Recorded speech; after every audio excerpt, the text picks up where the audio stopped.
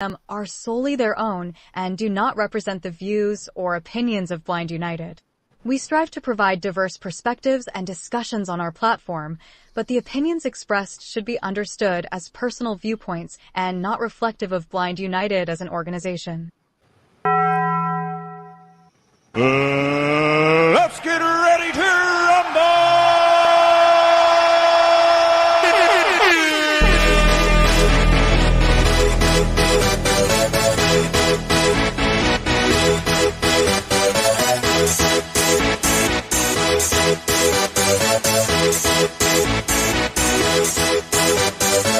Y'all ready for this?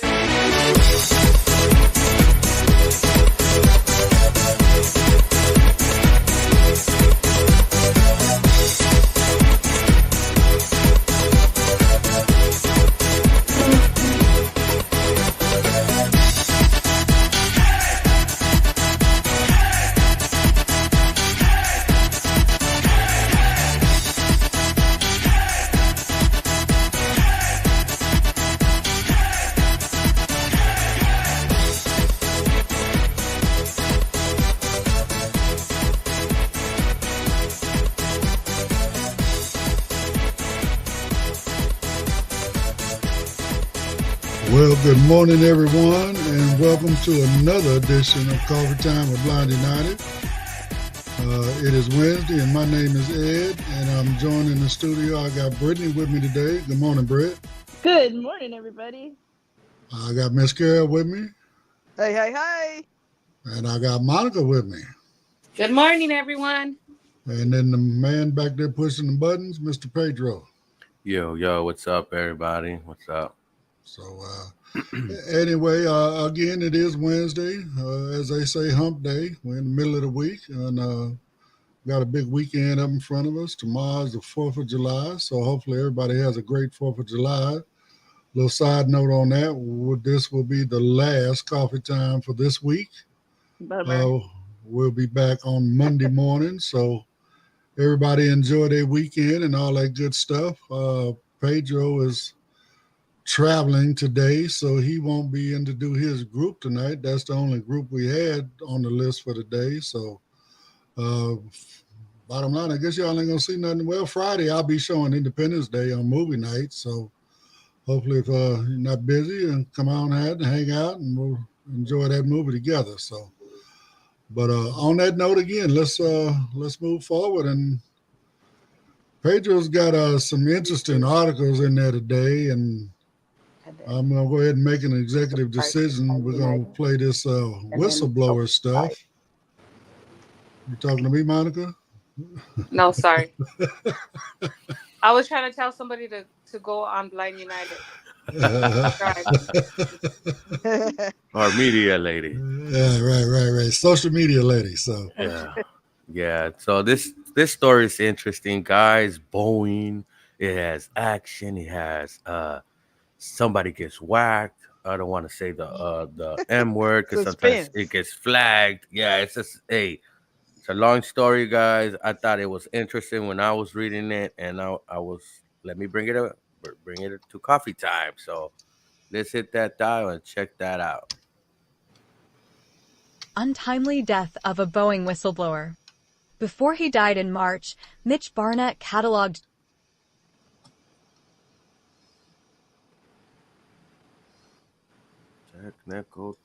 dangerous flaws in the company's aircraft. Vicky Stokes was standing by the stove, tending a pot of gumbo, when a friend texted her to say that a second Boeing whistleblower was dead. It was a gray morning at the beginning of May, and she was at home in Alexandria, Louisiana, a little city midway between Shreveport and Baton Rouge. Rain had been falling in hard bursts since dawn. She didn't know this whistleblower. His name was Josh Dean, and he used to be a quality inspector for Spirit Aerosystems, which makes, among other things, fuselages for Boeing's 737 MAX. The aircraft involved in multiple deadly crashes and near misses over the past 6 years.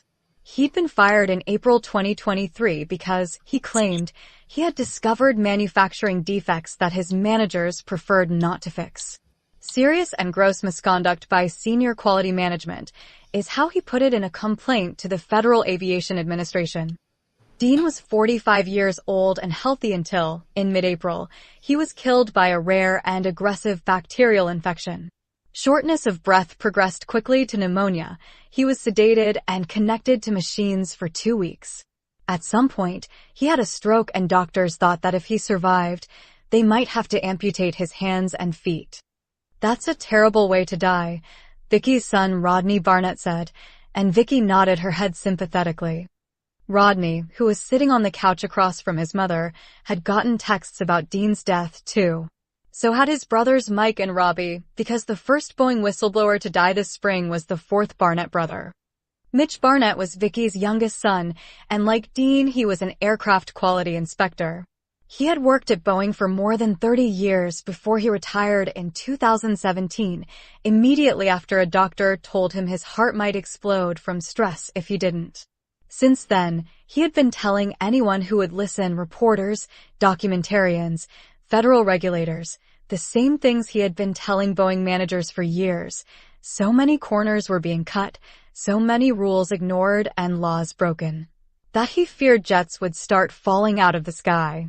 In 2017, Mitch filed a federal complaint alleging that he'd been punished, harassed, and ostracized for speaking up.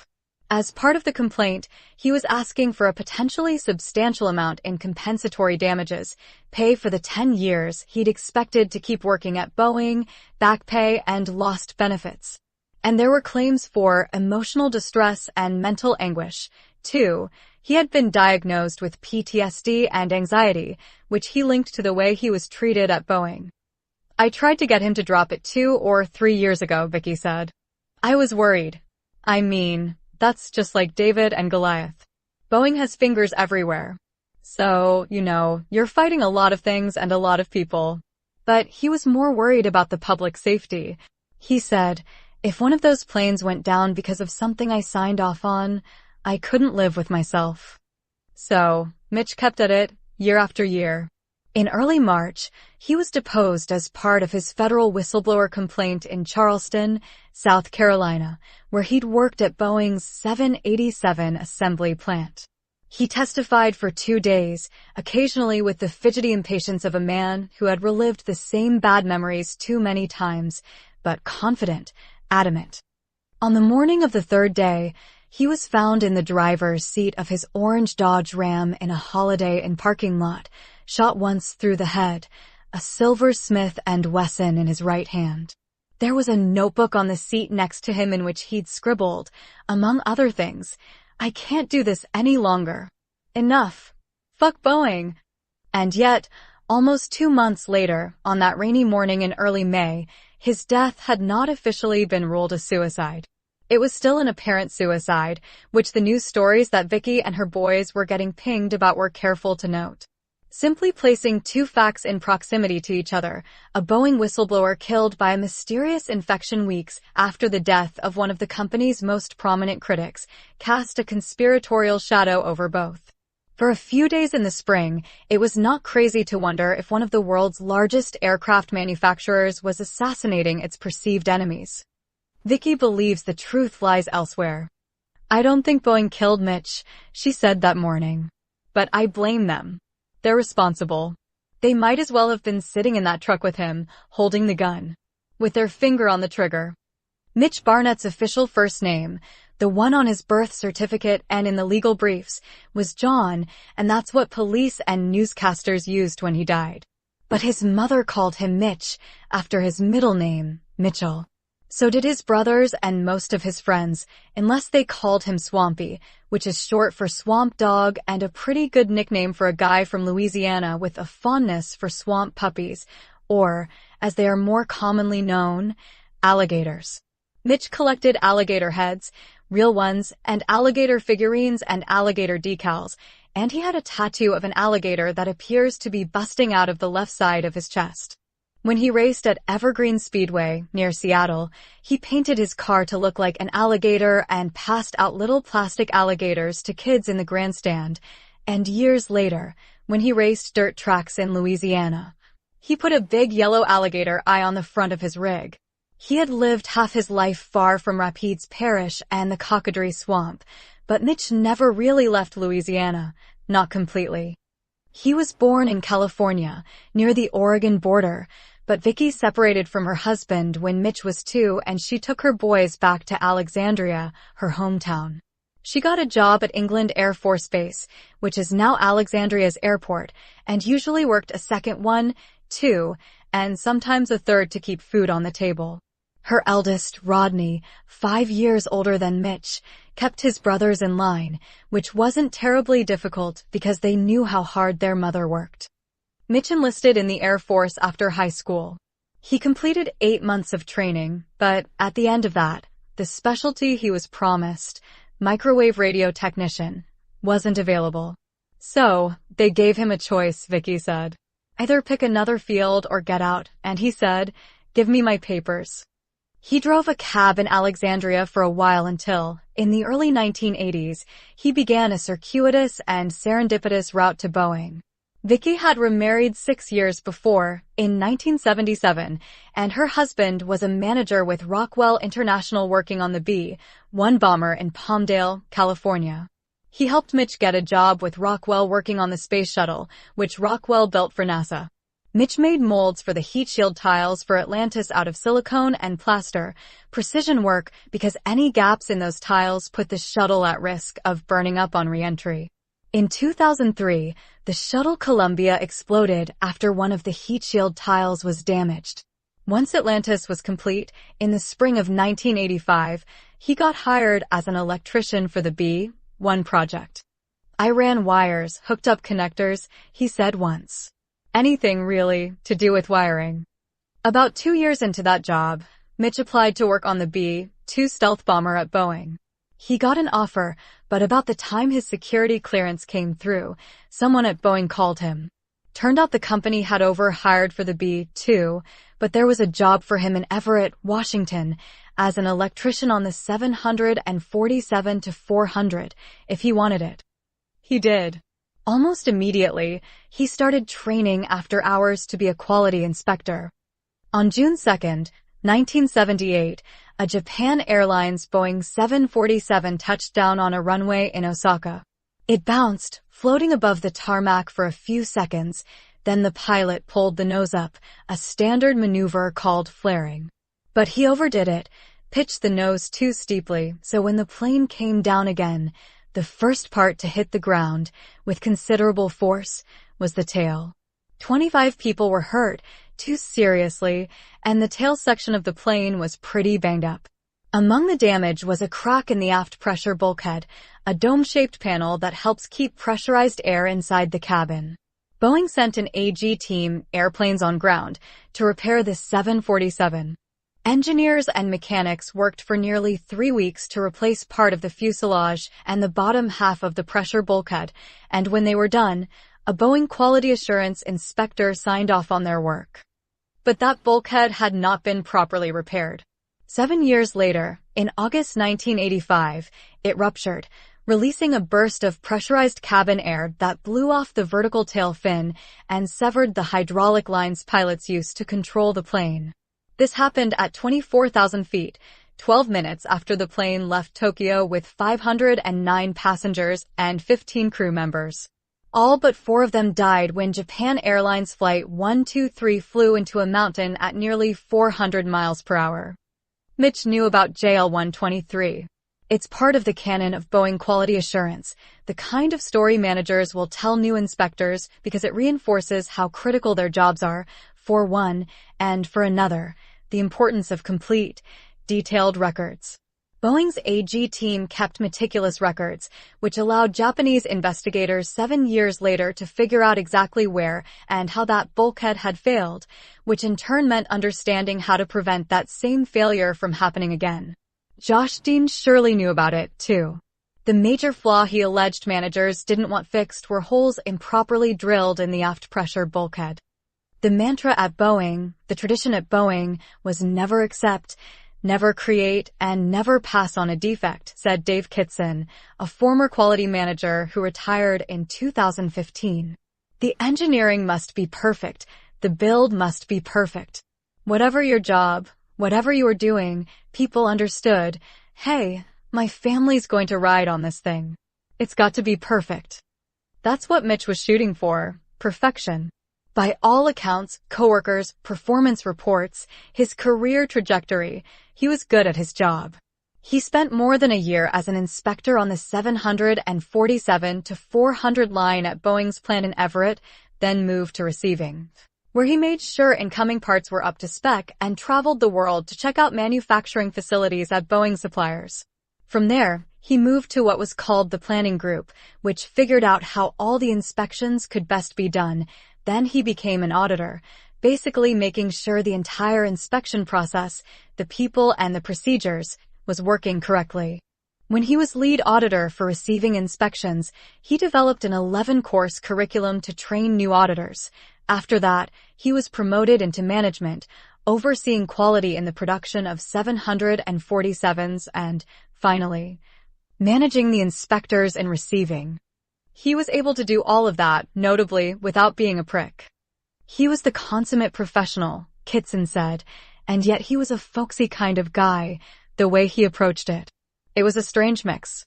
Mitch might have been the last person you'd pick out of a lineup as making sure some of the most sophisticated machines on the planet were assembled with precision. He wore a thick mustache and a full goatee, and he spoke in a honeyed Louisiana drawl about his mama's cooking and his two favorite teams, LSU and whoever was playing Alabama that week. He'd change your flat tire, and he'd probably give you the shirt off his back if you didn't mind its not having any sleeves. He also had an astonishing memory for Boeing's Encyclopedia of Procedures and Processes, for faces, for conversations he'd had last week, last month, last year. That makes for an effective manager, someone who knows your job and knows you, who remembers your son's graduation, who asks after that aunt who'd taken ill, who can talk to you like he's interested because he actually is. For many decades, Boeing was run by engineers, men and women who thought the company would be successful if it built the best commercial airliners in the world. It launched the 747 jumbo jet, the first wide-body in commercial operation, and the 737, one of the best-selling planes in aviation history. Since 1967, Boeing has built almost 12,000 of them, 8,000 of which are still flying. In the late 1990s, though, Boeing acquired rival McDonnell Douglas, and there was an immediate turf war over who would run this bigger company. Boeing executives, who'd mostly come up through the engineering ranks, or McDonnell Douglas executives, who had not. The engineers lost. After the merger, the corporate culture shifted from, let's make great airplanes to, let's raise the stock price. All of which brings us to the Boeing 787. The Dreamliner.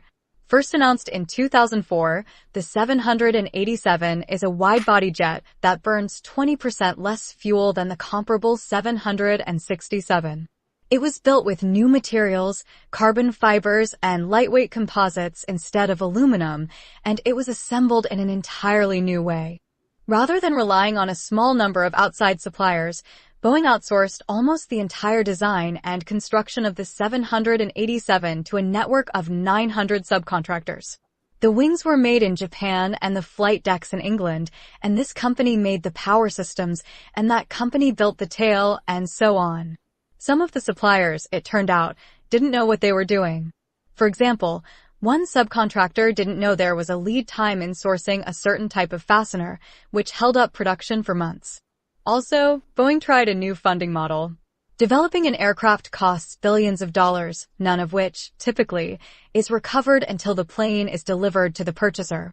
But what if, Boeing reckoned, those subcontractors, who normally would be paid for their services when they were completed, became partners?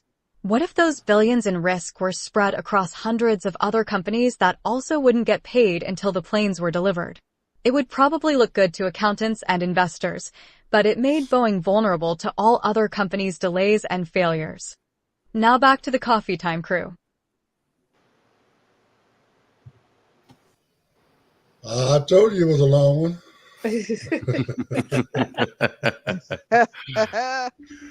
A lot of information in there. That dude, he's got an incredible story going on here. Yes. It ain't over, so I'm gonna leave it up to y'all if y'all want to talk about the first half, or you want to do the second half and talk about it all.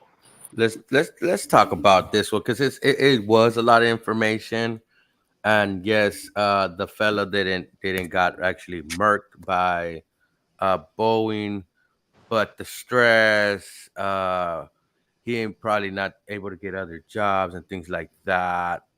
Probably stressed him out or put him in that mindset that he needed to, take his own life and stuff like that. That is sad. So you talking about an old boy here that just now is a quality control person. Yeah, the first dude in the beginning. Right. But see, you ain't heard the whole story yet. No, I Right, have you to. see, you jumping onto that stress thing, but if you pay attention in the story right now, he's successful. Mitch, Yeah. He's doing his thing. You know what I'm saying? He don't have that stress on him right now. Mitch. Yeah, that's right now. Mitch, yeah. Yeah. See, you're telling Mitch's whole story. You feel me? No, but that's what they said in the beginning right now. Right. But that's just like one of them movies that shows you the end and then they tell you the story how you get there. Yeah. That's what this article is. I'm telling you. I because I've already listened to it. When I run it through the converter. Ed is cheating over here, guys. Ed is cheating over here. Well, so I'm just trying to keep you guys on track. Yeah. Okay, you know what I'm saying? So you don't think he was murdered, or you think it was? No, I'm not going. I'm not even going to go there. I'm not even going to go there. But I'm sorry. We have this is what we do. We have conversations, right? Mm-hmm. So you're already moving to the fact that he was stressed out. Yes, at the end I result, think he was murdered.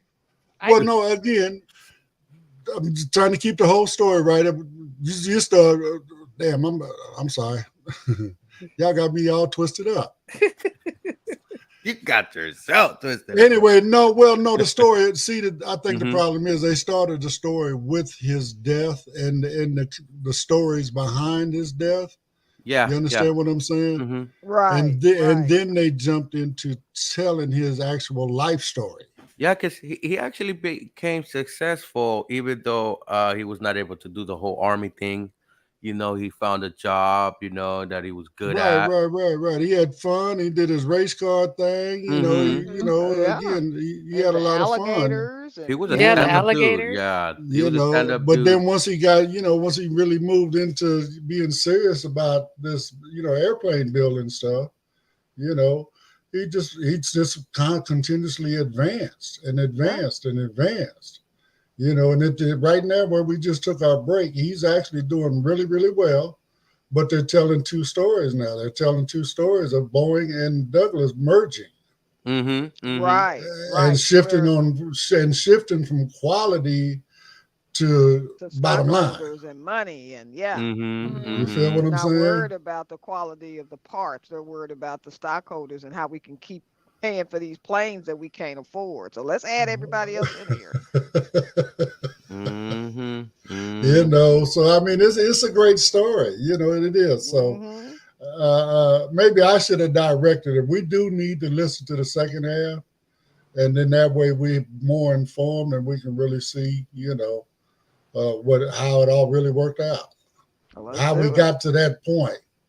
You know what I'm saying? Of whether he killed himself or they killed him. But let's talk about his car. Hey, he made it look like a crocodile scales and all that. Hey, I wish I could see that to see how he did that. Well, I mean, you see that what they call them, swamp dogs. Alligators. You know what I'm saying? It's swamp dogs. One of my favorite shows that I watch on YouTube is Swamp People. Yeah. Swamp People? Yeah, it's a show. Oh yeah. What is that about? Alligator hunting. They be out there getting them. Yeah, and they be on the swamp in the little boats and all that stuff. And they only got a small season. I think it's only like 30 days down there. You gotta hear them talk. You got tags. You buy them tags, and you got to fill them tags. You buy 200-300 tags. You got to kill 300 tags gators in 30 days. Yeah, and to make your income for your whole year too. Well, it's actually was covering like 50%, maybe 60. They still did like crawfishing and stuff like that the rest of the year. Mm-hmm. They live off the land down there. A lot of them folks do, especially the folks in the swamp. Especially And the they folks have in a the swamp. vocabulary out of this world. Oh yeah. I need to check that out. I never even heard of it. No, Yeah. it was on cable. Yeah, but that's where but that's where he gets that gator thing, that swamp mentality. That that's that thing where they as they say, they play hard. That's a wild so, boy. Wow. So that's what they do. But and they also serious people. They when they just make a decision to do something, they perfect it. I mean, even with like the gator hunters, they've been doing that for generations. This family thing. Mm-hmm. Yeah. Techniques have been handed down from generation to generation. Pass it down. You know what I'm saying? So, but those that leave, they generally also come pretty much successful, because they do what they do. And he's one of them. He wasn't born there. He was raised there. So he wasn't definitely deep in the swamp per se, like the ones that are generational, right? But just like me, I was raised in a black neighborhood. Right. He became part of that environment. That's how he got into all that gator stuff and all that. But even racing and all that was pretty dope, and no wonder he excelled in Boeing, and moved up and stuff like that. Right. I mean, racing is a lot of engineering and stuff that goes into that as well. Building your motors, making sure your chassis and all that stuff is straight. The suspension and all that, you got a lot of stuff, so it fit him. So, but anyway, let's run these commercials and we get into the second half. Feeling lucky? Join Blind United for a thrilling day at Viejas Casino and Resort. Slaw Machine. Mark your calendars for Friday, August 9th.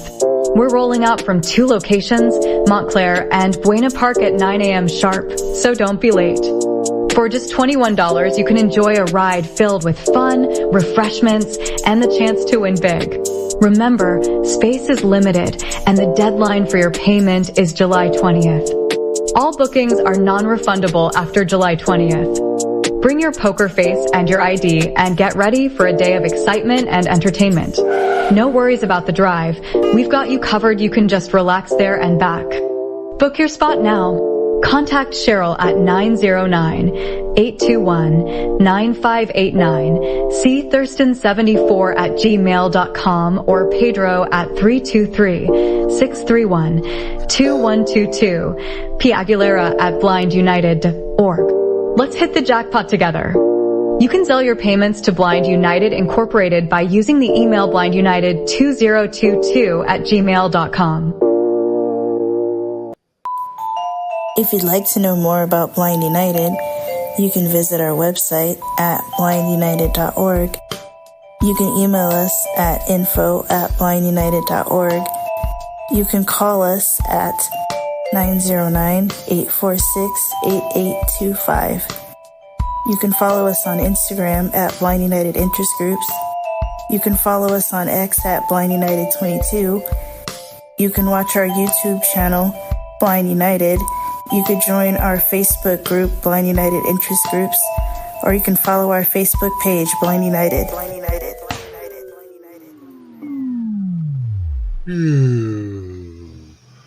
All right. Well, right quick, we're talking about them buses. I always want to make sure everybody understands. We got 2 buses, one from Buena Park, one from Montclair. So if you're wanting to get on the bus in Montclair, you get a hold of Cheryl. If you want to get on the bus in Buena Park, you can get at Pedro or Monica. Actually, you can get at any of us. Just let us know. info@blindunited.org. Okay. And if you speak Spanish, contact Pedro. Right. And if he don't answer, leave a message. He'll call you back. Any of them numbers. If you need to call, don't just call and hang up, please. We get a lot of missed calls. We don't know who they from. Ain't no name, no number. You know what I'm saying? So, but anyway, Leave a come message. on. You might think you're scam likely, Yeah. All that, in today's world, it's likely. I got a call from the Department of Accidents. Department of Accidents. Okay. Oh, man. But yeah, no. Come on out, hang out with us. It's going to be a lot of fun down there. We'll be down there for 5 hours. I think that's the total time we're there. But it's a lot of fun. So. Yes, come support what we're doing. Come support, again, we do these fundraisers because of the fact that all of our interest groups that we do throughout the month, we provide everything else for free. Somebody got to pay the bills, somebody got to buy the Zoom, somebody got to buy the StreamYard, so we put on these events, which, we try to make them as cheap as possible, Generally, it depends on what we're doing. It's going to base the cost on, what it takes us to put it on, right? We're not trying to make a killing on nobody. We're just trying to make a couple dollars so we can make it all happen. So keep. And the Buena Park one is Orange County, LA County accessible. Right, and Montclair is LA San Bernardino County. So, so we're trying to get all these counties. We're trying to bring everybody in the mix. We're trying to be united. That's 3 counties. If we can get all 3 of us to work together, we got a hell of a start. Yep. You know what I'm saying? So, again, that's what we're about at Blind United, is hanging out, having fun, and trying to provide good stuff. For anybody that's on the email list, I've put out an email last night with some resources on there, some information people need to know within the community. So if you want to get on that email list, as Brittany said in the commercial there, info@blindunited.org. Let me know, add me to the list, and we'll definitely get you on that list. So, and if you'd like to donate, you can Zelle us at blindunited2022@gmail.com. That's Blind United Inc. Blind United. Would very much appreciate that. Or you can send us. If you're independently wealthy, you can just sponsor us and we can cut out all these commercials and we can come talk to you about building us a building out here in an empire, But until then, we got to do what we got to do to try to make it happen, y'all. So we're just a bunch of real blind folks just trying to do some real blind things, for some real blind people, So, we just want to make stuff happen. So. And shout out to the folks out there in the conventions this week. Shout out to the folks out there doing their thing. I know it's probably hot over there. Man, well, they got 2 conventions. They got 2. That's what I said. Are they running at the same time or are they right behind each other? I think right behind each other. Yeah, they're right behind. I think like a week apart or something like that. Right, a week apart. I don't know. Maybe we need to go and get us a table at both of them next year. I think so. You know what I'm saying? Put us a Blind United table at both conventions. We can hang out down there for a couple of weeks. To reach more folks. Get the word out. Well, it'd be nice if it would be out this way too. Well, they're going to be in Florida for the next. That cat Rosen Center, he gives them a multi-year deal. Oh, really? Yes, he does. He has like 6-7 hotels down there. Whoa. So he'll move them around down there. This one that they're at this year is actually connected to the Orange County Convention Center. So they use the convention center as an exhibit hall. You just walk over a bridge from the hotel. So it's pretty cool. That's that's where I went the first time. Is Cheryl out there yet? No, Cheryl not going that I know of. Oh, okay. She says she's going. She says she's watching it online. Oh, okay. I know Keith is out there already. So, but shout out to Keith. Hey, Keith. Keith is on it. Keith is going to be there. Keith might stay for both of them. He's truly a Blind United person because he don't care. He does his thing within the community. He tries to get as much information as he can. Again. We are NFB, but we're not anti-ACB, So again, I'm gonna join all of them just to be. Again, well, Blind United. I think we saying it in Blind United. You know what I'm saying? We don't care, what you are. If you're blowing us, now we're the connection. We're the bridge. Yeah. Right. You feel what I'm saying? And that's what we're about. What? Building bridges and closing gaps and making connections. So, but anyway, we can come down off our little promotional period. All right, let's get I into the. just so everybody know we appreciate everybody that does come in, participate, comment. You know what I'm saying? Come into the interest groups. We folks that come and participate within our fundraising. You know what I'm saying? We appreciate you. You know, so on that note, we're gonna do what we do. One more thing. That this coming up Tuesday, we're gonna be having a women's support group starting at 6 p.m. Pacific time. Yep, That's right. guys. I heard this. Okay. Hey, this And one. at 5 o'clock, for those that like to do makeup, we got a ladies makeup group starting. So it's right in front of the ladies support. So y'all can go in there and figure out how to beat up on your face and then go hang out to each other and talk about it. Is that one gonna be new this month, or is it already? Yeah, it's new. It's new. Okay. It's new. All right, it's I'm gonna new. check that out and then go into the 6 o'clock one. Yeah. You know, well, you know, I mean, you Ladies' and Britt- Day. Yeah, Ladies' Day. Yeah, ladies' day, ladies' night, ladies' evening. Oh, Yep. yes, it's ladies' Okay. night. All I right. have to wear a wig. Cesar wants to join. He's gonna change his name and everything so you can hear what we're talking about. Brett. Federica. He just wants to come in and be nosy, man. Let them Yeah, ladies have their time. exactly. I'm just messing with y'all guys. I'm messing with y'all. Yeah, I'm trying let to them make y'all ladies laugh. have their time. So That yeah, but come ladies in and need come in their and hang time. out with us. You know, Blind United, we just hanging out together, having fun, trying to learn a little something. You know what I'm saying? Trying to change a few things, and you know, in the way we get down. So Yeah. on that note, I don't want to run out of time. I keep telling y'all, Okay, them all right, articles let's are get long. into it. We Let's got get at into it. least another 10 minutes on it. Was it 9:37? I'm gonna time this one. All right, let's do Okay, it. go for it. Timely death of a Boeing whistleblower Part 2, which is what happened. Oh, wow.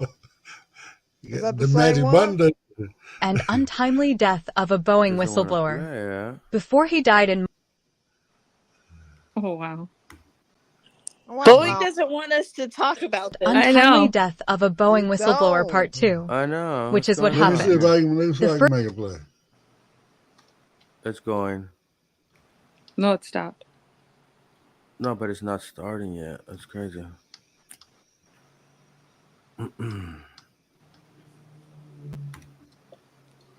And All untimely right, let me see.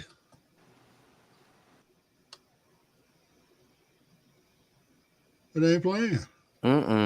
Both of them ain't trying I'm to play. telling you, Boeing does not want us to talk about this. They don't want it out We're there. Brittany on this one now. Somebody might need to check and see if we still live. Let me see. They shut us down. They might be done shut us down. I could hear it. Here, where? I don't hear nothing. Pedro, come in here. Watch, you could hear it. Wait, where is Pedro? It's showing that he's not on stage. Oh shit, what happened? Uh-oh. Did it the stop? life and untimely No. death There it of a goes. Boeing whistleblower going Part on. 2, which There is you what go. happened. The It first says Part 2. 787s were supposed to be delivered in 2008, and All right, is everybody here? Now, where's Pedro? I don't think Pedro's in. So I got Pedro, Carol, Monica, Brittany, you there? Yeah, Pedro's not here. I just see you, Monica, Carol, and me. Anybody in the comments? No Okay. comments. I wonder if he's checking to see if we're live on YouTube. It may be. We'll give it a minute and see what happens. Boeing There froze he his is. computer. He's coming in now.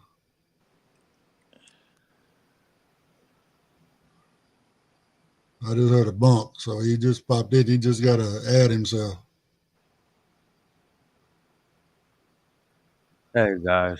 There he is. So, Wow. are we live? We should be. Okay, because I'm on the button. I got it working. Okay, I'll tell you right now.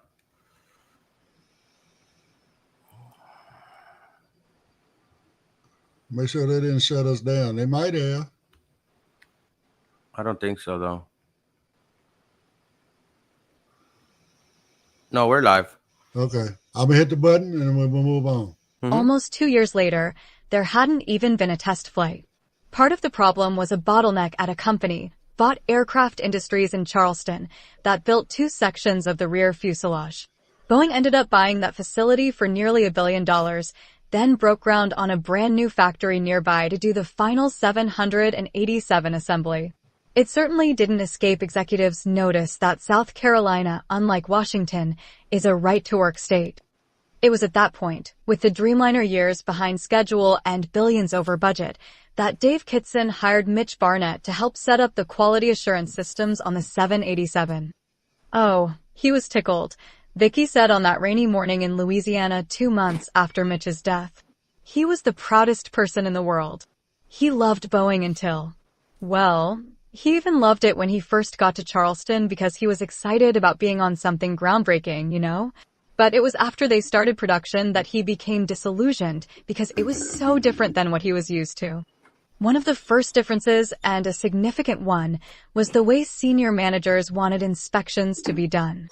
During all of Mitch's years at Boeing, and for decades before that, the people building the planes, the mechanics and electricians and so on, would do their jobs, and then a quality inspector would check to make sure the work had been done correctly.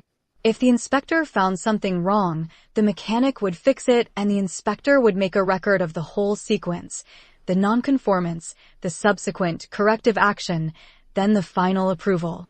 A quality investigator would probably get involved as well to figure out if the problem was a one-off or if it was systemic, like a poorly designed procedure or a badly written instruction. Senior managers in South Carolina, however, came up with what they called the Multifunction Process Performer, or MFPP. Translated from MBA speak, it meant that mechanics would be able to inspect their own work. Dave Kitson and Mitch Barnett, among others, argued that the MFPP violated FAA regulations, federal law, Boeing's internal standards, and common sense. If you created the defect, you were looking at it when you did it, Kitson said. So now, when you're looking to verify your work, you're not going to see it. You already didn't see it once. That's just human nature. We all have a blind spot to what we're doing. And that's why you bring in a guy who's not part of the build process. There are other obvious flaws. Each defect and nonconformance, for instance, stalls the production line. No one wants to get blamed for that, so in addition to that natural blind spot, there's a self-interest in not looking too closely for goofs. And even if a mechanic does catch a mistake, there is zero incentive for him to write up his own poor work. So, defects get missed, and ones that aren't missed aren't recorded. MFPP was a dumb idea insulated by its own idiocy, and, perversely, by the reputation of Boeing's engineers. I don't know how many times that I heard that plane was over-engineered, so you didn't have to worry about the little things, said Roy Irvin, who was a quality investigator at the plant. MFPP was discontinued in Charleston in 2021. Kitson lasted less than 18 months before transferring back to Washington. But Mitch stayed. Mitch tried to stick to protocol, following the rules and procedures that had evolved over nearly a century of civil aviation manufacturing. He complained repeatedly to upper management about what he considered safety flaws, like parts being swiped from one aircraft and put on another without any documentation, and to human resources for what he claimed was retaliation for complaining. In August 2014, he found 3-inch-long slivers of titanium scattered among the wiring and electrical components between the cabin floor and the cargo hold ceiling. Those slivers came from the fasteners that hold the floor in place, which meant they would be scattered in the wiring of other planes, too. Considering the risk of an electrical short, Mitch thought those planes should be cleaned. His bosses, he alleged in his complaint, told him that would cost too much and then reassigned him. 6 months later, he was moved to the Material Review Segregation Area, the place where damaged and defective parts are sent. On paper, that was a lateral move. In reality, it was a humiliating demotion. Almost anybody who works in any company, Irvin told me, whether it's building airplanes or building trash cans, knows that's the shit job. He found problems there, too. Dozens of people had keys to the MRSA, and hundreds of parts, again, damaged and defective parts, were missing. Were they on planes? No one knew. Had they been repaired? No one knew that either. And then there were the squibs. In the summer of 2016, dozens of the overhead units that contain the reading light and the air vent and, inside, the oxygen masks that are supposed to drop down in an emergency ended up in the MRSA. The damage was cosmetic, but they had to be disassembled, which included emptying the oxygen bottles. Normally, those bottles are triggered by a tiny explosive called a squib, which activates when you tug on the mask. But Mitch discovered a lot of those squibs didn't work. Out of 300 he tested, 75, 1/4, failed. Mitch thought those bad squibs should be analyzed to figure out why 1/4 of the passengers on a depressurized 787 might suffocate. Instead, he was removed from the squib investigation. Mitch also claims in his whistleblower complaint that he was blacklisted from other jobs within Boeing, including one in the aerospace division in New Orleans. At the same time, his performance reviews, always glowing in Washington, were tanking. He is very knowledgeable almost to a fault as it gets in the way when issues arise, his boss wrote in July 2014. He still needs to learn the art of F2F face-to-face engagement to address and follow up on issues instead of using email to express process violations. He added, "I would like to see him use his knowledge and experience to find a way to work through issues and the gray areas." As Mitch countered, there aren't gray areas in assembling airliners. He began to fear being fired. "I was told that if I didn't do something, they would find someone who would," he said later. There were 1,000 people who wanted his job, his bosses claimed. On January 16, 2017, he filed an Air 21 complaint, short for the Aviation Investment and Reform Act for the 21st century. 2 days later, he thought he was having a heart attack. He formally retired on March 1st, 10 years earlier than he'd expected. 8 months after Mitch left Boeing, right around Thanksgiving 2017, his partner, Diane, started having awful headaches. They weren't married, Mitch and Diane, but they'd been together since the 1990s, when they both worked at Boeing in Washington. For the past 4 years, she'd been the FAA liaison at the South Carolina facility. Initially, she thought the headaches were a bad sinus infection. But they didn't clear up, and there were weird moments when she couldn't speak, as if her tongue were broken. She had some tests done, some scans. A few weeks passed. They were coming home for Christmas, Vicky said, and her doctor called and told her CT scan showed something and she needed to get back. Kind of ruined Christmas because at that time we didn't know what it showed. Diane had a ganglioglioma, a rare type of malignant tumor. It was deep in her brain. The doctors gave her 14 months. Mitch was already planning to move back to Louisiana, close to his mother, because Vicky's health wasn't good either. He bought a home in Pineville, just across the Red River from Alexandria, and he and Diane got married. He built a deck around an above-ground pool in the back, and he put walls and a roof around the patio and turned it into a sunroom for Diane. He threw white confetti into the wet paint near the ceiling to make it look like a starry sky. Diane started on an experimental treatment at Duke University Hospital, and 14 months stretched into 18 and then 24. She began suffering strokes from the tumor pushing on blood vessels in her brain, and when she couldn't walk anymore, Mitch customized wheelchairs for different terrain: gravel, smooth floors, mud. When she had more strokes, Mitch took on more responsibilities. The last year that Diane was alive, Mitch did things that, even as a mother, I could never have done, Vicky said. I just don't know how he did it. I mean, she was just like a baby. Diane died on November 21st, 2022, 5 years after the headaches began. They were soulmates, Vicky said. Up until the last, they would look at each other and just laugh, like they knew something really funny. In the 5 years of her illness, no one would have blamed Mitch if he'd simply walked away from Boeing. He was retired. His soulmate was dying a slow, miserable death. His complaints against his bosses at Boeing in South Carolina, that they were petty, vindictive, shitty, weren't fundamentally different from those of millions of working stiffs. Middle management is infested with people who cut corners and bend rules to impress managers one level up. The difference, of course, is that Boeing builds airplanes. So, he plugged away. While his Air 21 complaint was slogging through the federal bureaucracy for a year, then too, he started talking. In April 2019, he was quoted in a New York Times story with a headline about claims of shoddy production at the South Carolina plant. He wasn't the only source and apparently not even the main source. But he had the most devastating line, "I haven't seen a plane out of Charleston yet that I'd put my name on saying it's safe and airworthy." Mitch never held another job. He wanted to work, even picked up some applications when he got to Pineville. He would start to fill them out and then his hands would tremble and his chest would get tight and he would feel a panic attack rising through his guts. His anxiety was chronic and most days he could take it with medication. But the thought of going to work, of having a manager tell him what to do, was overwhelming. There's a paradox in being a whistleblower.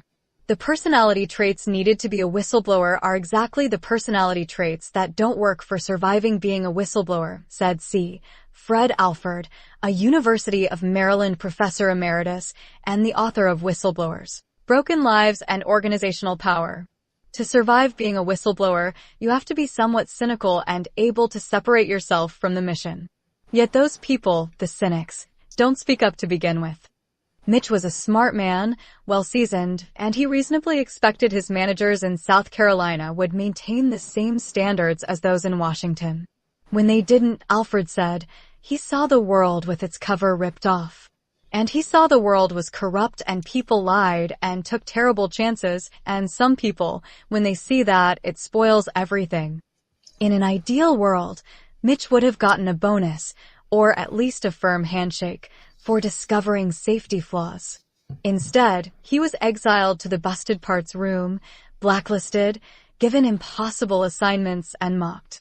That's all textbook and effective retaliation, which is illegal. There are so many laws protecting whistleblowers, and they just don't work, Alfred said. It's relatively easy to make someone's life so miserable that they leave on their own. In a statement, a Boeing spokesperson said, "We are saddened by Mr. Barnett's passing, and our thoughts continue to be with his family and friends." The company also pointed to comments made by Boeing CEO, who said, "We're committed to making sure every employee feels empowered to speak up if they see a problem." In his research, Alfred found that the average span between someone blowing a whistle and losing their job was 3 years. Mitch was more resilient than most. He made it more than 6 years in Charleston before he left Boeing. But he could never forget what he'd seen in South Carolina. "It's taken a serious mental and emotional toll on me," Mitch told Ralph Nader in 2019. "I mean, it just keeps me up at night." Mitch didn't talk a lot about his anxiety, not in detail, anyway. Vicky could see it in him sometimes, catch it in his voice, but Mitch never dwelled on it. Maybe Diane knew how much weight he was carrying. A Dutch study suggested whistleblowers suffer the same levels of stress and anxiety as terminal cancer patients. He did, however, tell his mother that he was dreading his last trip to South Carolina. He was scheduled to be deposed, as part of his Air 21 claim, by Boeing's lawyers and his own. He hated going through it all again, reliving years he had honestly thought might kill him. And it was a long drive to Charleston, almost 900 miles. Mitch didn't fly anymore because he knew how planes were built. But he could see the finish line, not clearly perhaps, but in the middle distance. It was almost over. He was supposed to be in Charleston for a week, but that stretched into 2.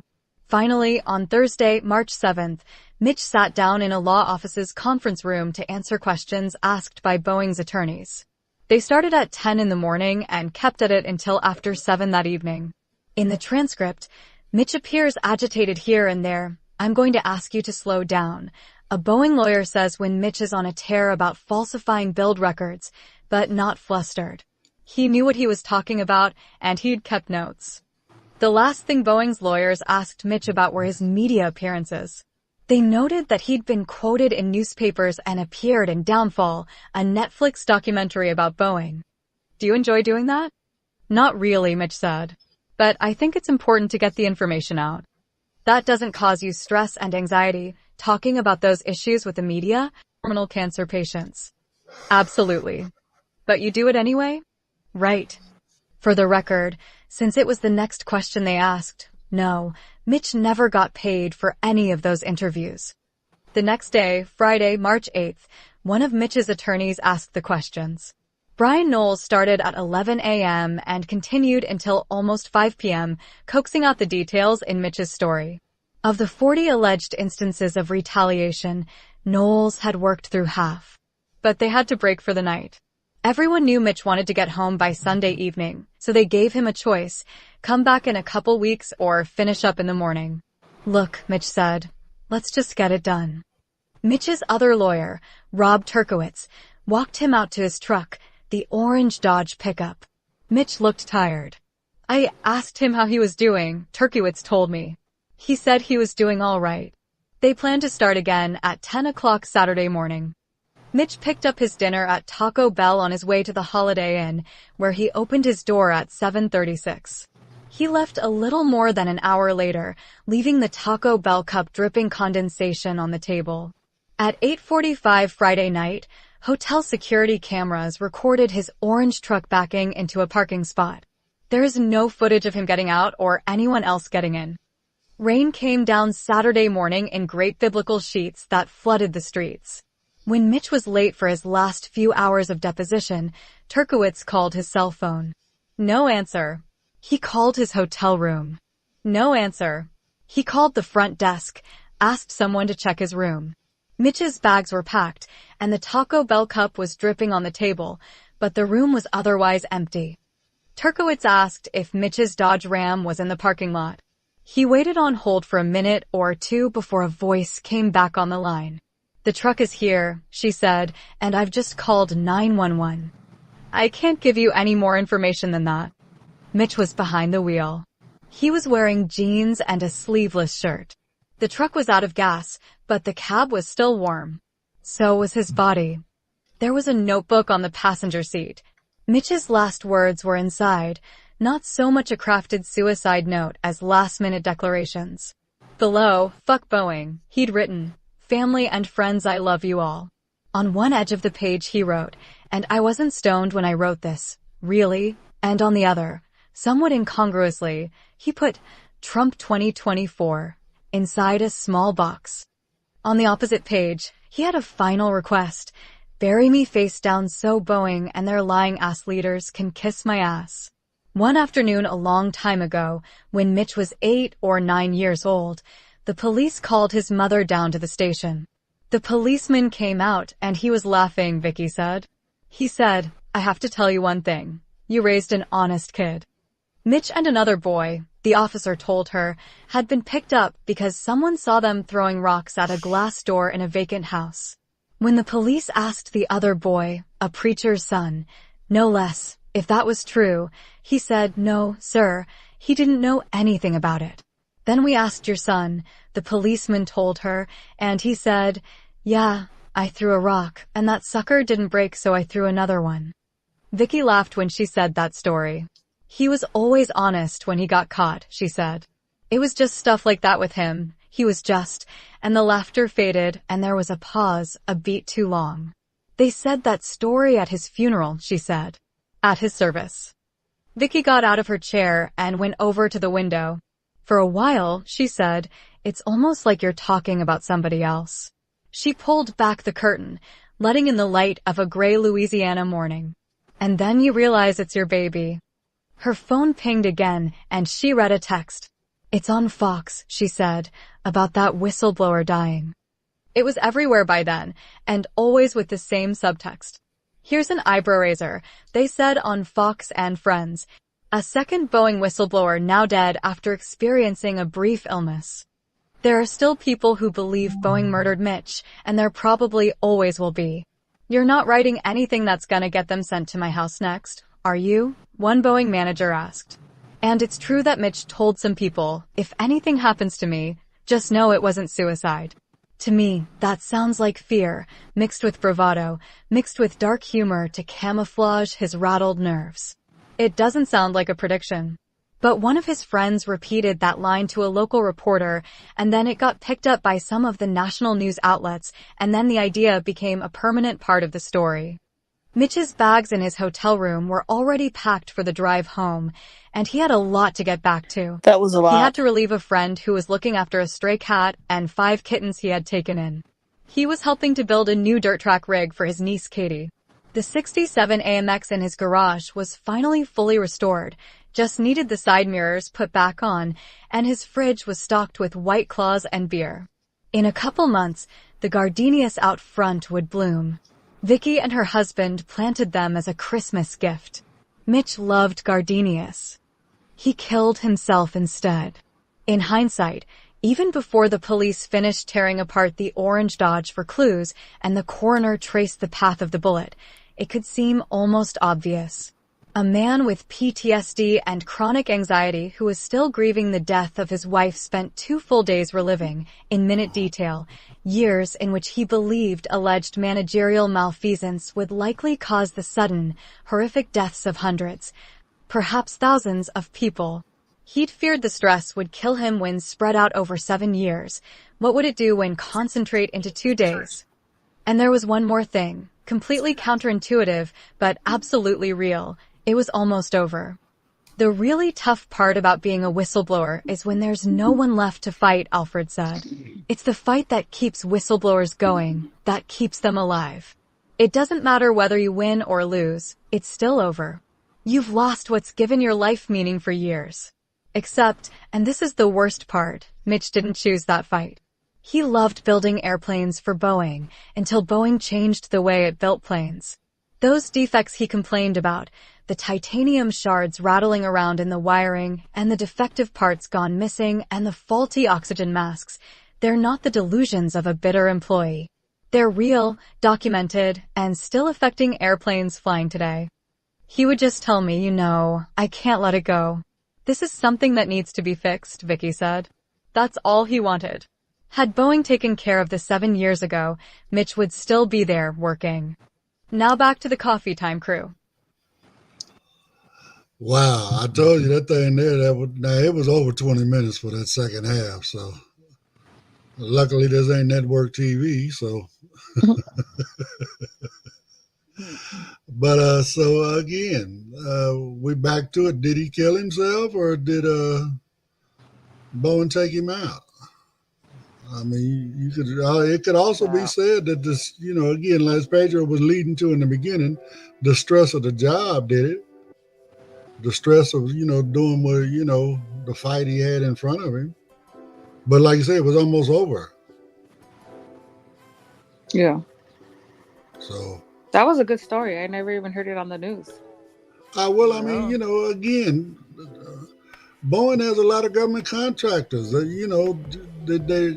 building a lot of the weapon, the military, the stealth bombers and stuff. Mm-hmm. Yeah. When they were talking about in Lancaster, that's where they build a lot of that stuff is in Palmdale, Lancaster. Yeah. Out there in the middle of that desert where ain't got nobody. Yeah, they can fly around and ain't nobody see them taking off and stuff, right? Yeah, and it's sad how they messed up is he had no gas in his truck. That a country boy, nah, it's no way he's running on empty. Yeah, no way. But no, it was definitely a great story. I mean, yeah. Again, for me, when I look at the story right now, they said it in one of the things. You can't. When they started the stuff in South Carolina, and they started allowing their mechanics to inspect their own work. Like you said, you seen it when you made the mistake. So what makes you think you're gonna see the mistake when you look back at it again? So taking that person out of there. Luckily, they stopped that practice. But at the same time, you know what? The easy fix for me is take the inspectors out of the company. Exactly. Let the FCC have their own inspectors that work at every one of these factories. Right, a third party. You know what I'm saying? They carry up to 200 and something lives at a time. At a time, around the world, And it's sad how we treat our whistleblowers, how he was treated. Actually, it's like they treated him like if you were in the streets and they called him a snitch. And those are Pretty much. corporate business doing that. That's pretty sad, because a whistleblower in the logical world, like they said, he would have got a Promotion. raised, probably a better position, and would have been thank Yeah. you for catching this and correcting this, so no lives will be missed. But see, Bowen's whole it's all about the money. motivation, Bowen's whole motivation was the bottom line. It was all about them dollars, It was. like when he told them about all that the metal shavings, between the floor and the bulkhead, whatever. Man, you got metal shavings, sharp metal shavings in an area with wires to control everything on that airplane. Yeah. Okay. Set Now, as someone fire. as that plane is moving around with turbulence and all that stuff is in there shaking around together. What makes you think them shavings ain't gonna cut into them wires? Yeah. It's gonna fall. Again, it's just, it's gonna cost too much money to go clean all these airplanes. Stupid. And I thought you would appreciate this article, Ed. I know you were telling me about working in something like that. As far as the graphite, what they were talking about, using new materials and stuff to put the planes.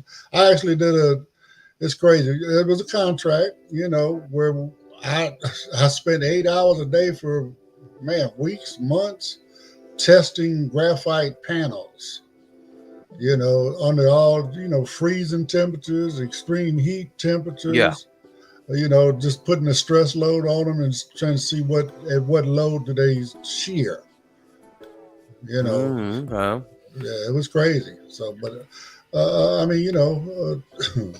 Well, like I said, with that first accident when they repaired that airplane, them folks improperly drilled them the rivets, because it did the parts didn't line up with the existing plane, right?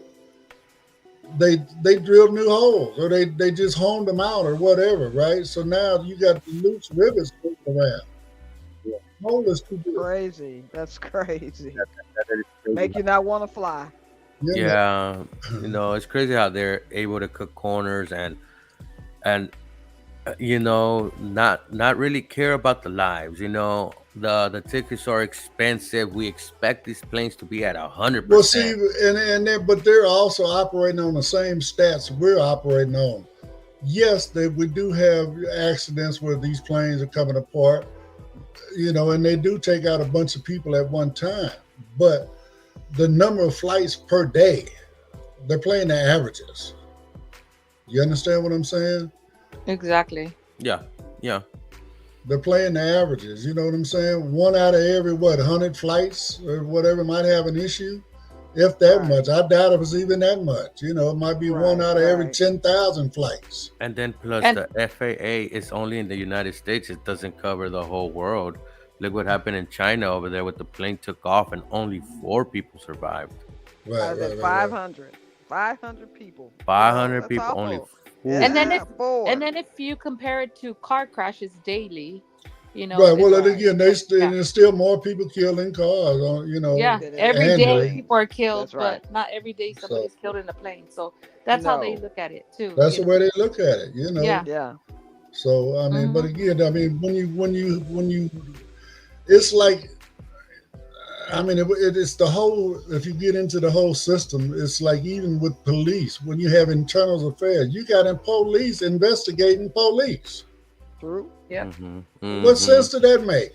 No. You know what I'm saying? You need somebody on the outside looking in. You don't need somebody inside that had this, may have worked together or whatever. They, like they say, they're friends. They're actually like kick it in after work and all that. The thin blue line thing. I'm sorry. You need somebody on. You need the objective opinion, because the objective opinion is what's going to keep it honest.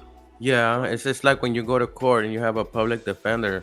those public defenders and the prosecutors, they They go to work lunch. They go to lunch together. together. They sit and talk about the Mm-hmm. cases beforehand. Okay. Before they even meet. Look, this is how we're gonna handle this one. Okay, well, can I get this guy? You know, we'll look at his record. Okay, he's been a good guy. Okay, we'll give him a probation hearing.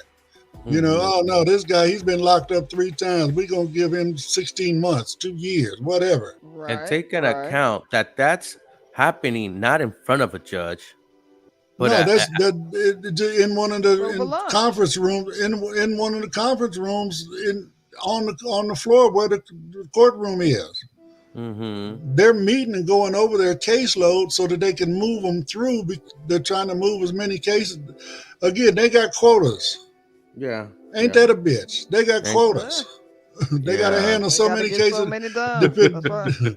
Okay. I couldn't put it better than how Ed just put it. Okay, Okay. folks. So So on that that's note, why we need the FAA, the FBI, and other agencies like that, because and then if I we want to let make one the more company- point. You know what caught me off guard there, Pedro, when I was listening to it? He said Trump 2024. I know, and for being somebody that likes following the rules and likes everything to the T Right. and make They sure. want to do away with regulation, and he's a regulation guy. Yes, guys. So if you haven't heard about something called Project 25, look it up, read it, and those are the things they want to cut. It's And wild, tell me. y'all. Read it. Seriously. Yeah, it's wild. It's wild what they want to do and how they want to. They talking about it's going to be another revolution, and it's only going to be bloody if the left resists. Yeah. Now, is that a threat or what? Of course. Wow. They out of hand, y'all. They out of hand. Y'all just get the please register. Go vote. Our only hope is for him not to get in vote. office. Yeah, and Our only guys, is to vote. yeah, guys, and when they say they're the party of freedom, they're the party of free It's- business. Yeah, For they're free. business only, for the business freedom. They're going to only. cut the regulations of the corporate America. You know what I'm saying? Like all this stuff that he was blowing whistles about, they're going to take that out of the mix. It don't matter. Just like Supreme Court is taking it out. You can legally bribe a U.S. Supreme Court justice now. That's crazy. Okay. And that was not the foundation our country was founded on. No, honestly. no. This is the court that Donald Trump put together. I'm sorry, we on this soapbox now. This is the Supreme Court that Donald Trump put together. Okay, all of these, you know, I mean, again, they're working. They're not going to mess themselves out of a job. That's for sure. Oh, okay. no. But they're going to sit there and they're going to study these cases and they're going to give him just enough leeway to keep him in position. Why? Because they get what they want with him. They Yes, do and- what they want with him. Yeah, Okay. so I think there has to be some guidelines and standards for the Supreme Court. They shouldn't be able not have no rules of ethics, you know, and stuff like that. Well, I All mean, that bottom needs to be line- on them. You know what the beauty of all of this, if we want to look at where the silver cloud is, silver lining is, they're exposing all of our flaws. Okay. And we get If to we, fix if, them. we, if we can take back DC, period. I'm sorry, I'm just going there. DC, you know, both houses Mhm. and the White House. If we can just take them back, right, then we can straighten a lot of this stuff up. We can pass laws that will close all of these loopholes that folks like Donald Trump is exploiting. Okay. And I'm sorry, you know, Biden, he's a career Washington man. He knows how to get it done. He can get it done. Let him sit around in a wheelchair. Hell, push his ass from one room to the other. Yeah, but see, if they make these laws still have to kind of hit the Supreme Court, and if the Supreme Court if they haven't changed it, if we could take, lean. but if Pedro, if we take Congress, right? We got 4 years. Let's say we win everything this year, right? Okay. We got 4 years. We can expand the Supreme Court and appoint, and now we're a liberal majority, right? Okay, now we got the Supreme Court. Whatever we got to do, every law we want to do in Congress gets through the Senate because we got the Senate, and it's going to pass the Supreme Court. Why? It's going to be constitutional because we're going to interpret the law. We got to do what they doing to us, but we got to do it for the legitimate reasons. We can't exploit the loopholes to hurt the American people. We have to close the loopholes. You know, and don't be timid. They sitting there talking crazy about us. Talk crazy about them. You know I what know. That's one thing about the Democrats, Ed. Somehow the right knows how to throw back manure. That's all they know how to do. And we don't. And I don't hear none of our leaders throwing back manure. I know the lady, Jasmine Crockett. Hey, she got some good ones. I like that lady. I love her too, man. From down here. Yeah. So she's quick on her feet. We need that more from the Democrats. But she's a young Democrat. I know that's the thing, and we need more. You know, I mean, again, you know, politics has always been when you get to the top, the down. You know, like president, and it's hard to get in the Congress, and you're definitely not going to get in the Senate as a young person like Crockett. She's going to have to do Congress for a few years before she can get in to be a senator. You know what I'm saying? Sure. But anyway. She's trying to replace Eddie Bernice Johnson, from down here. But if people pay attention, this is what I want people to pay attention because we got to be serious about this. Biden is walking around talking about policy. Biden is walking around talking about helping people. Biden is doing things that have put people back to work. He's made it easier for folks to, getting their money back from, the loans forgiven. He's trying to find ways to make housing affordable, all this other different kind of stuff. What is Trump talking about? Oh, I'm a victim. I'm a victim. I'm a victim. Oh, buy my hat for $1,000. Oh, buy my T-shirt for $75. Buy my Bible for $600. Remember buy my ugly shoes for $1,000. Red, gold, white, and blue, all kinds of different colors. I mean, that's what he's talking about. He ain't talking about nothing that's going to help none of us. Nope. None of us. Yeah. He's just trying to help him. And that's all it's ever been about. And honestly, when Biden put in this infrastructure plan and all these funds went out to these red states, guess what? The governors, the mayors, they were like, "Oh, we brought this job," and they didn't mention Biden, but they're getting that money, guys. The Congress that voted against it was down there taking credit for it. They are taking credit. That's what they're doing, and we could have had a bigger plan. Well, but see, if we didn't have all them roadblocks. What's your boy? The transportation guy. Buttigieg. Yeah, exactly. Buttigieg.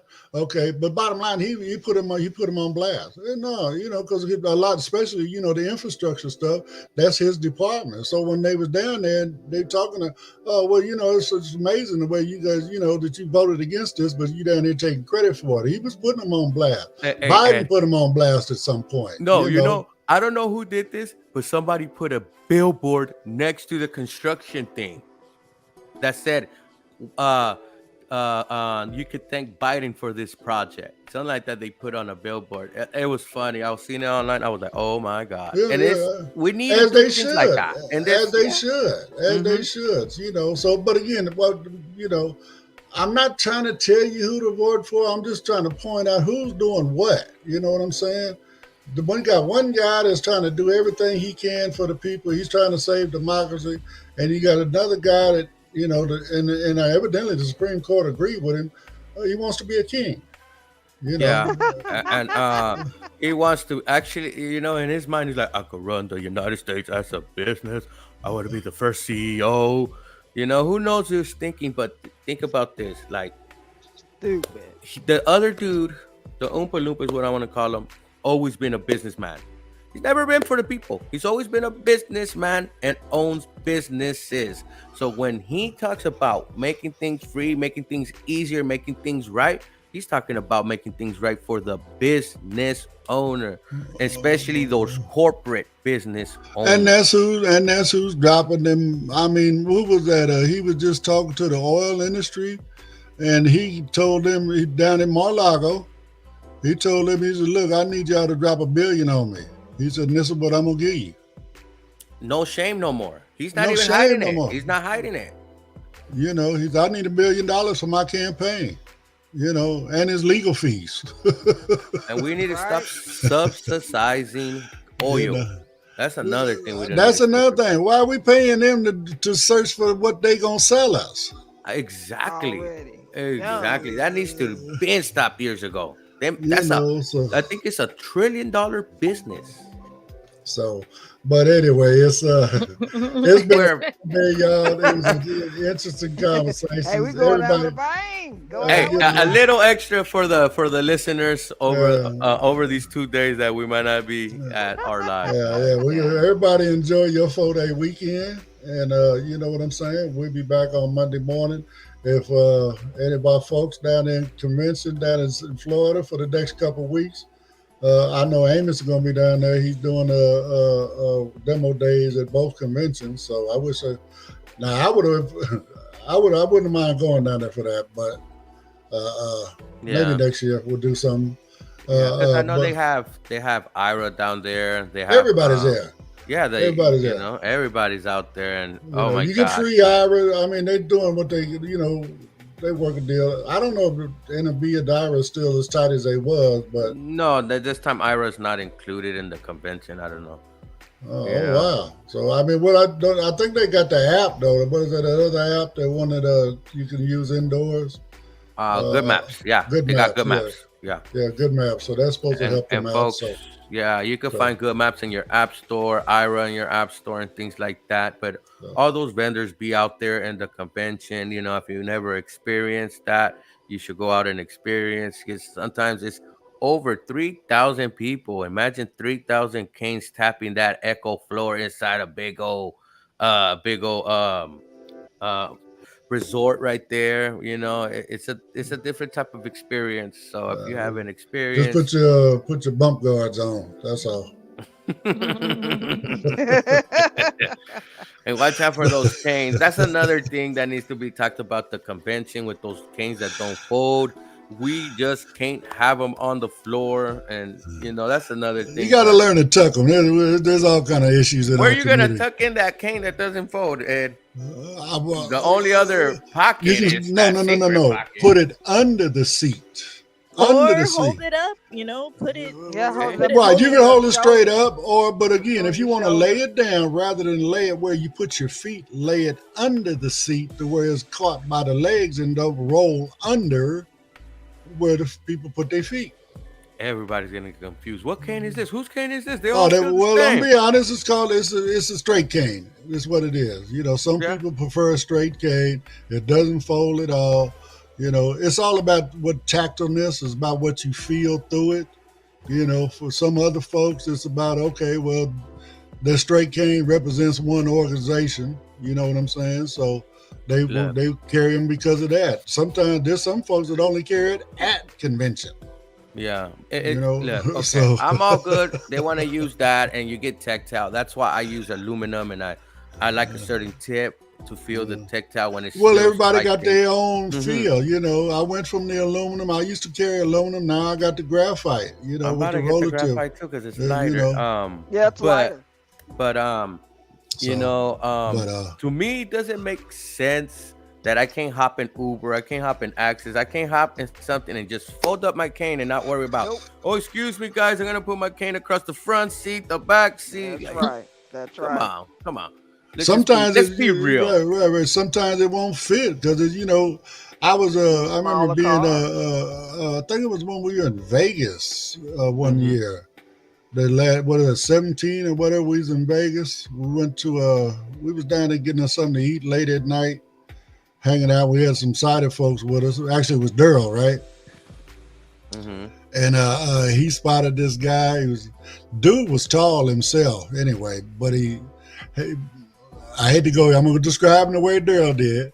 He's about a 6'4" black guy with a white suit on, white frame glasses, and a white, long, straight white cane that actually came up to his nose. Wow. Where are you going to put that straight cane at? I mean, Nowhere. Okay. Won't fit. that's And going he- across like 6, 7, 8. Won't fit. What car does that cane fit in? You know, I mean, again, how did you get it here? I mean, you know, Imagine the airplane. Hung Oh, it out the sir, window. we can't Hung put it your out the cane in the window. overhead bin, sir. I mean, maybe he lives in Vegas. He just brought it in from his house or something. Because I can't even see you been able to get on the airplane with that one. But anyway, I think we need to give him You Cane Gives website, the custom cane website. So you can Well, get you an know what the crazy all-white part is, foldable Pedro? cane. he cannot. Now, if you those all white canes or the straight canes like that, Jimmy can't send them over to cross country. Of course. I'm saying They- now they- he gotta can fold get No, a we're saying he foldable. needs to buy a custom cane. Yeah, Well, custom cane, cane, all a foldable foldable. cane. Flexible. Right, because I mean, you can get however many sections you need to make it as tall as you need it to be. Wow. You know, and you know, so and then again, you know, depending on how custom you want to go, like I say, even if you made it a 3-section, you know, with long sections, right? hmm Now you get a custom sheath to hang on your side to slide it in. Yeah, I like know my what I'm saying? sheath, man. You know, Pretty so dope. all of that good stuff. I mean, again, a good thing for sheep is, and some people have a very bad habit. I try to catch them all the time. We know somebody's got a really bad habit. I'm gonna start telling about it every time I catch it up there. I'm gonna point it out because I know I done caught her 2-3 times, and now I know exactly who it is. I was taught from day one, you do not put your cane up on that table. No. Yeah, Okay? well, I have done that before. I ain't gonna lie. Lots about of times. Lots of times I No, put it like, think about I where the never- I tip don't of wanna that put it on cane the done, tip of that but cane think goes. where the tip of That's that right. cane done been. In the restrooms, yeah, but sometimes everywhere. there's nowhere to put the cane, and people kick Put it on and the it floor. flies. Put it under your I put leg. it in my chair. I hook put it on my legs chair. Yeah, when I'm able to, yeah, I hook it But on I my do chair and not all put it that. on the But floor. when it's No, a you're big place, always on the able to floor. put it somewhere other than the table, my brother. I'm sorry. Yeah. Don't put it on the table. Never Don't put it that's on why I the got a table. cane sheath, guys, and I But put I it don't there, lay mine on and the you know what I floor mean. either. Thank you very much for getting this cane sheath. I really appreciate that. Because I put it on the floor, but I had my cane kicked across the room. Last And time I that's almost why, lost my you know- cane. I was like, where the hell is my cane? And my cane Sit was on it. Put it behind You know? you in your chair. Yeah, or put either it on between your lap when you're legs. sitting down. no. Yeah, but Usually don't- that's what I do. I don't put it on the table. I put If, it in if my I can't lap. hook it on my chair, then once I take it, I raise one leg and slide it under one of my legs. Yeah, slide up on their leg, right up under that knee. Oh, know I what I'm just put it saying? on my Let- lap. Sometimes. let- it's Well, I fine, mean, but- I just put it under my leg. That way I don't have to worry about it falling out my lap either. yeah. You know what I'm saying? It's Because just right I've there. set So, mine on the floor, but- and the floor has been but wet, again, and I don't know what. no, I mean, again, you don't know where the tip of that cane done been. It's done been everywhere, and now you got that up Yeah. there next to where you finna eat. Now, if you at the park hanging out, why not throw it up on the table? You ain't finna, right. But when you at the house or somebody's house or whatever, a table you know you getting ready to eat off of, no, No. I'm sorry. So, on that note. Keep your canes off the table at your 4th of July barbecue tomorrow. Hey End guys, up in if the you forgot potato your spoon salad. to stir your whatever you brought to the 4th of July, you Yeah, got your cane stick your tip of your cane down in your drink and stir it up. And That's gross. That is super nasty, you guys. That's gross. Well, I mean, if you're gonna put it on the CustomCanes.com, table, you might as well guys. stir up your Might as drink well. with it, right? CustomCanes.com. Get your Jimmy, custom cane and That's your cane custom with sheet. a K, guys. Jimmy will hook you up, and you can get you a nice proper cane and with a sheath if you need it. With a sheath. Okay, so on that I was note, gonna say guys. something nasty, but never mind. I want to Monica. know now. You can't just say never mind. Oh, Hey, well. yeah, tell him he should get something made like condoms or something where you could just take it off. Tell him to invent Yeah. something like that. Well, cane it's condoms, getting wet. you It cane Yeah, is. you can put condoms. it on there and Cane. then just take it off later on in the day. Okay. It is Hey, getting keep your wet, cane Monica. protected. Yeah, Yeah. to Put begin your with. cane on the table. Would you like something for extra protection for that stink? Get a cane condom. A cane condom. A custom cane. I'm Y'all messing with stupid. you guys. I'm messing All with right, you. all right. Happy all 4th right. of July, Happy guys. July, everybody. Everybody enjoy their weekend. Hey, Monica and we'll talk Pedro. about it off the air. Maybe we have a new invention right there.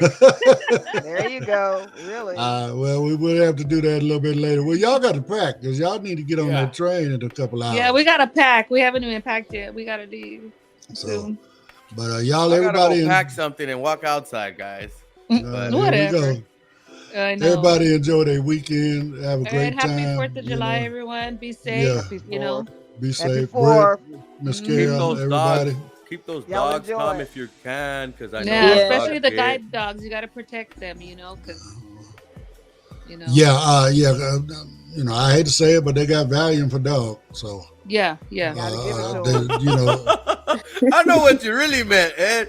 They got No, medicine I mean, I'm dogs, but serious. sometimes not for I humans. well, I No, mean, they they got do. them for They have humans anxiety too. meds for the but, dogs. They do. but they do have Oh, okay. anxiety meds for dogs because they man, they can't handle 4th of July. They can't handle them fireworks those- that pop those And and they stuff. even said it, Ed, that they were thinking of offering free hotel stays for the dogs in the, you know, like at the PetSmart and stuff, because so many dogs go missing. They that They do. after They do. 4th of July. They run One of the those- best dogs I ever had, I found she was on my patio on the 5th of July. Wow. There's so Okay. there's so Ran away. many dogs that I go missing. kept that dog. I think she was about almost Wow. maybe a year, 2 years old when Mhm. when we found her, and Mhm. we kept her for 17 years. Ooh. Yeah. Oh wow. Yeah. Okay. And you know what the dogs are thinking, guys? What's going on with these humans? Why are they Well, there's popping shit? Crazy. My mom's dog is only a year old, and they got it a little bit before 4th of July last year. And she was potty trained, and she went to the restroom on the floor the whole night because she kept getting scared. So Yeah. I told my mom, it's the fireworks that are scaring her. She doesn't know what to do. That was her first 4th of July. Especially them little dogs, they got a bad nervous system. Yeah. So I think my Yeah. mom and them are putting their puppy in the shelters or whatever. Not shelters, but the hotels at pet. The kennels or whatever. Yeah, yeah, Mhm. because it's too much for them. And Yeah. Maxine, we used to put her in the room and just, you know, close it up, and she was fine just knowing she was in there. Mhm. You know, couldn't nobody get to her or nothing, you know. But, you know, as she got older, we got the anxiety meds for her, you know. And she would just lay there and chill from that point on, you know. Yeah. But, take care of your pets. They you know, especially the folks with guide dogs and stuff. Ooh, please. You don't want that dog out there acting stupid, and you're dependent on it to help you get home. So, you know, everybody take care of yourself, take care of your dogs. Don't work your guide dog on 4th of July. That's just common knowledge. yeah, Well, just well- let it relax. Well, if you didn't say that, I wouldn't know it, Britt, because I ain't never had one. So maybe that's another good thing about getting my Glide. I don't have to worry about it freaking out on the 4th of July. I know, Ed. I might have to take a test drive that little puppy when you get that. Right. Well, I'm going to be talking about it for a year because it won't be another year before I actually get it in my hands, it sounds like, unless the production really goes well. We'll see. Yeah, I heard they're having they're gonna start having the pre-orders already. Yeah, well, they're doing the pre-orders, but again, they're just now putting together the final prototype. So that's what they're, you know, so they're Yeah, going they to do. still gotta work out some stuff. Yeah. Right. They're putting the final prototype together right now. So anyway, I got some other stuff I need to do. I appreciate everybody. Hopefully, folks on StreamYard, well, not StreamYard, YouTube, whatever, if you're still hanging in there with us, man, I love you. I really, really do, because it's an Yeah, we hour and love a you, half guys. into it. And sorry for the technical difficulties early, but I hope you appreciate what we do. And have a good weekend. We'll see you guys on Monday. 4th of Bye. July. Oh, I ain't even on the button. What am I doing? I got you, Ed. I got you. Okay, go All right. ahead.